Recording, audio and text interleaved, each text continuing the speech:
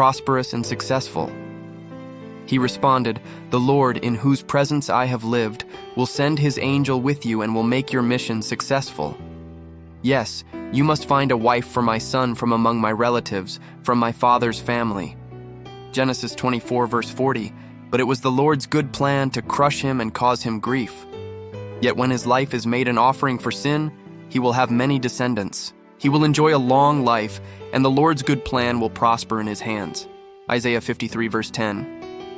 "Blessed those who do not follow the advice of the wicked, or stand around with sinners, or join in with mockers.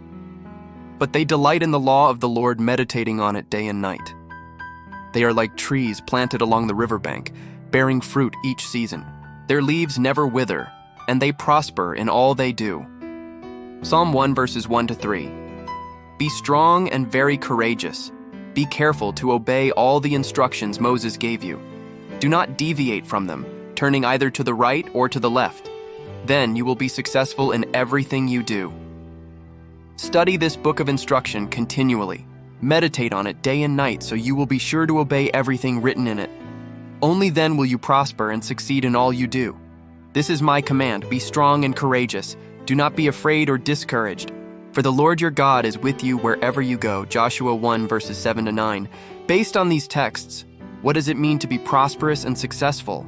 The Hebrew term tzalak, prosperous, Joshua 1, verse 8, implies the satisfactory accomplishment of what was planned, or a state of favorable circumstances. The term sakal, to be wise, Joshua 1, verse 8, can be translated as prosper or be successful. But it also can mean to be prudent or to act wisely. It occurs frequently in Job, Proverbs, and Psalms, where the notion of success is closely tied to acting wisely by fearing God and obeying his word. According to this insight, success is not necessarily defined as material prosperity, though it does not exclude it. Success has to be seen as a state of harmony with the spiritual values and principles that lie at the foundation of God's created world and that are expressed in his law. Indeed, trust in God's promises, especially the promise of salvation by faith alone and obedience to his law, are not opposed to each other. They represent two sides of the same coin. Well then, if we emphasize faith, does this mean that we can forget about the law? Of course not. In fact, only when we have faith do we truly fulfill the law. Romans 3, verse 31. What does this text say about the relationship between law and faith? To pit faith in the atoning and sacrificial death of Jesus in our behalf against obedience to God's law is to set up a false and dangerous dichotomy. Law and grace always go together. Only a superficial understanding of the role of the law can lead to perceiving law and grace as opposites. The writers of the Old Testament had a high regard for the law and considered it a source of delight.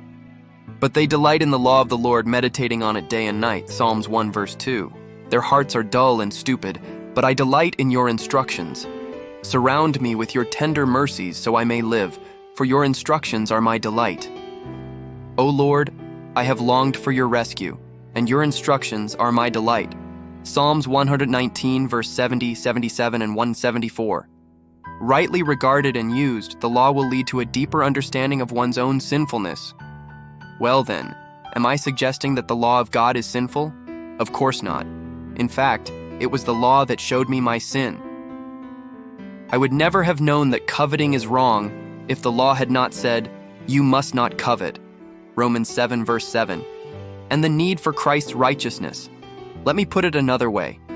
The law was our guardian until Christ came. It protected us until we could be made right with God through faith. Galatians 3, verse 24. However much by God's grace you seek to keep his law, how has your own experience shown you your need for Christ's covering righteousness?